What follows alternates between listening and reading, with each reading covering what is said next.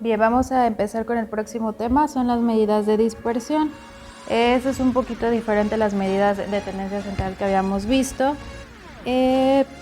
Vamos a empezar definiendo lo que son estas medidas. Se conocen como parámetros estadísticos que indican cómo se van a alejar los datos respecto de la media aritmética, es decir, qué tanta variabilidad hay entre ellos.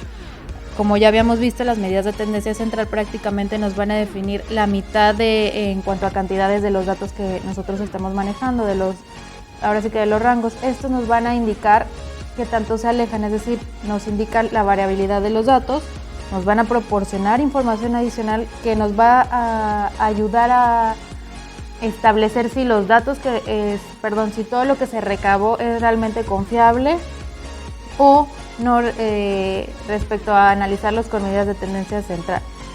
Si los datos se encuentran ampliamente dispersos, la posición central es menos representativa de los datos. ¿Qué quiere decir esto? Que bueno, a lo mejor como conclusión no vamos a poder utilizar un promedio como tal de todos los datos.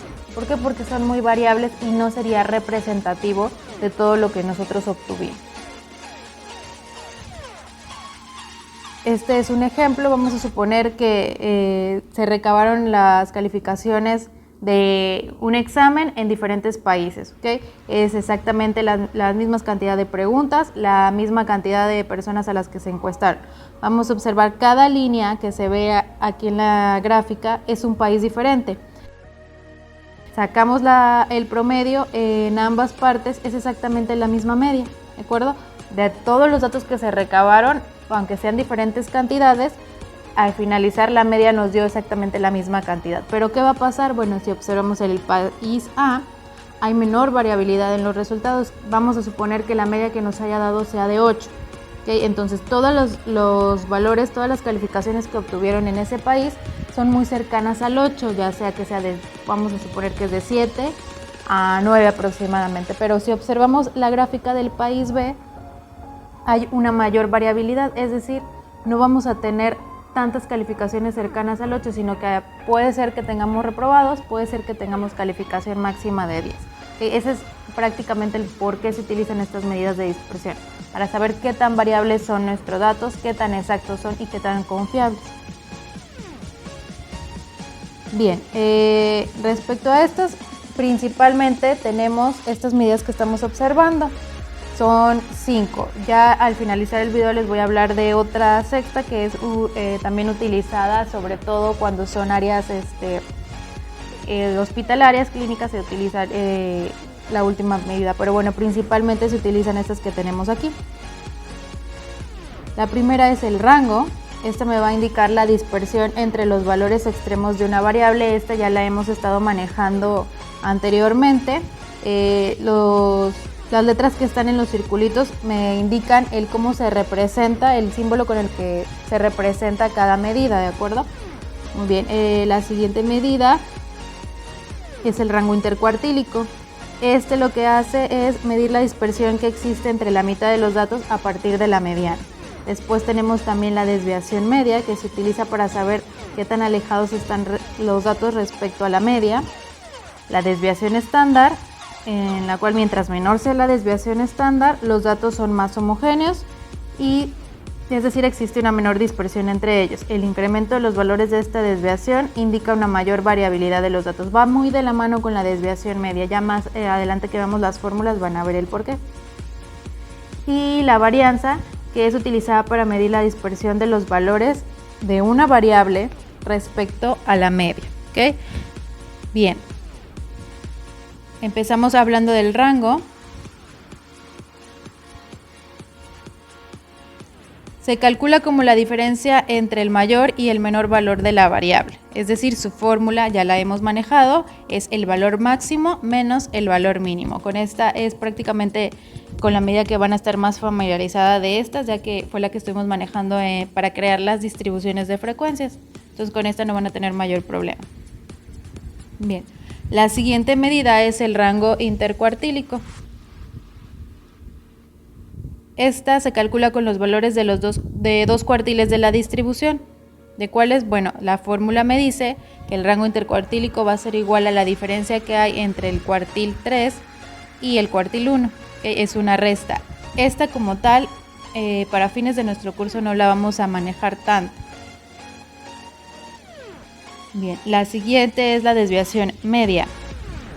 Esta es el promedio de las desviaciones en su valor absoluto. También se expresa con el símbolo D y el simbolito de la media. Ustedes la pueden ver de las dos maneras.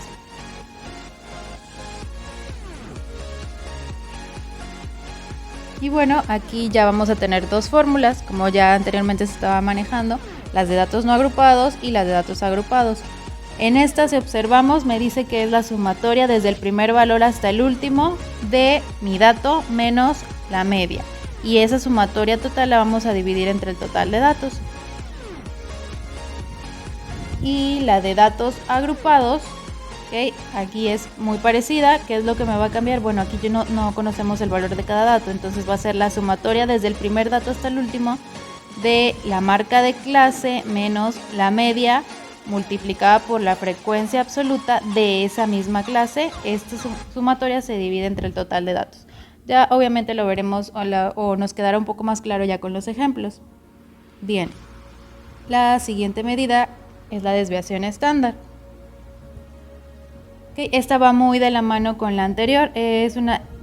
Además, esta es la medida de dispersión más importante y la que más se utiliza en la mayoría de los trabajos. Okay, también se expresa con el símbolo que tenemos ahí, sigma, cuando se refiere a la población. Es decir, vamos a tener fórmula para desviación poblacional y fórmula de desviación muestral. La que nosotros vamos a utilizar aquí va a ser la muestral. Vamos a tener igual dos, la de datos no agrupados, y esta es, como es la muestral, la vamos a estar representando con S. Me dice que es la raíz cuadrada de la sumatoria desde el primer dato hasta el último de la diferencia de cada dato menos la media elevado al cuadrado y dividido entre n-1.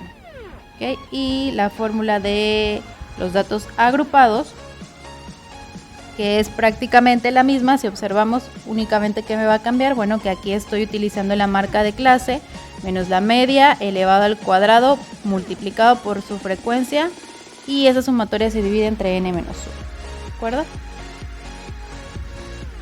Bien, la siguiente es la varianza, que corresponde a la media aritmética de los cuadrados de las desviaciones respecto a la media.